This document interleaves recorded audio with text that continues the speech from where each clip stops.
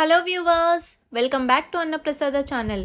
ఈరోజు ఇంకొక మంచి హెల్తీ రెసిపీతో మీ ముందుకు వచ్చేసాను. ఎవరికైనా బోన్ స్ట్రెంత్ తక్కువగా ఉన్నా లేదా రక్తహీనత ఉన్నా రోజుకొక లడ్డు తినడం అలవాటు చేసుకోండి. ఖచ్చితంగా మీరే ఆ ఇంప్రూవ్మెంట్ని గమనిస్తారు. మంచి ప్రోటీన్తో పాటు పౌష్టికంగా కాల్షియం కూడా అందుతుంది. తయారు చేయడం కూడా చాలా సింపుల్. ఒక మందంగా ఉన్న ప్యాన్లో టేబుల్ స్పూన్ నెయ్యిని వేసుకొని మీతో అవైలబుల్ ఉన్న డ్రై ఫ్రూట్స్ని నెమ్మదిగా లో ఫ్లేమ్లో స్టవ్ని ఉంచి ఫ్రై చేసుకోండి. ఫ్రై చేసిన డ్రై ఫ్రూట్స్ని ఒక సపరేట్ బౌల్లో కానీ ప్లేట్లో కానీ తీసుకోండి.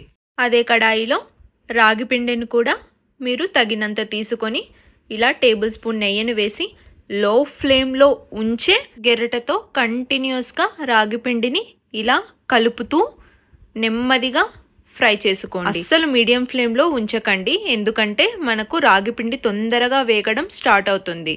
అలా తొందరగా వేగడం వల్ల మనకు ఎప్పుడు అడుగు మాడిందో కూడా తెలియదు. అందుకనే మీరు లో ఫ్లేమ్లో ఫ్రై చేశారంటే మంచి సువాసనతో పాటు మీకు రాగి పిండి చక్కగా వేగిన తరువాత ఇలా ఒక సర్వింగ్ ప్లేట్లో తీసుకోండి. లడ్డు పాకం కోసం నేను ఇలా మందంగా ఉన్న కడాయిలో బెల్లంని వేసి తరువాత బెల్లం పాకం రావాల్సిన అవసరం లేదండి, జస్ట్ లైట్ తీగ పాకం వస్తే చాలు.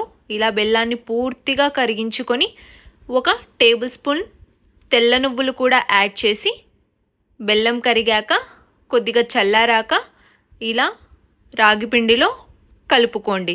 ఇక్కడ నేను ఫిల్టర్ చేయట్లేదండి, ఎందుకంటే నేను తీసుకున్న బెల్లం చాలా ప్యూర్గా ఉంది కాబట్టి. మీరు తీసుకున్న బెల్లంలో ఏదైనా మలినాలు ఉంటే వాటిని ఫిల్టర్ చేసుకోండి.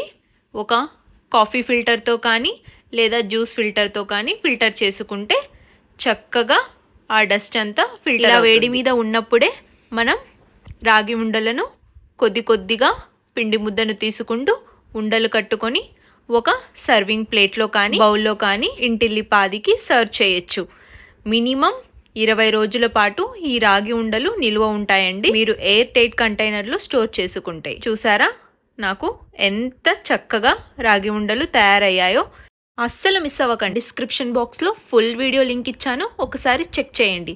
చాలా సులువు అనుకోకండి, టిప్స్ అండ్ ట్రిక్స్ తెలుసుకోకపోతే లడ్డు ఫెయిల్ అవుతుంది. ఎవరైనా మన ఛానల్లోని రెసిపీస్ని కొత్తగా చూస్తుంటే ఛానల్ను సబ్స్క్రైబ్ చేసుకోండి. పక్కనే ఉన్న బెల్ ఐకాన్ని యాక్టివేట్ చేసుకుంటే మీకు అన్ని రెసిపీస్ నోటిఫికేషన్ మిస్ అవ్వకుండా మీ దాకా వస్తాయి. Thanks for watching.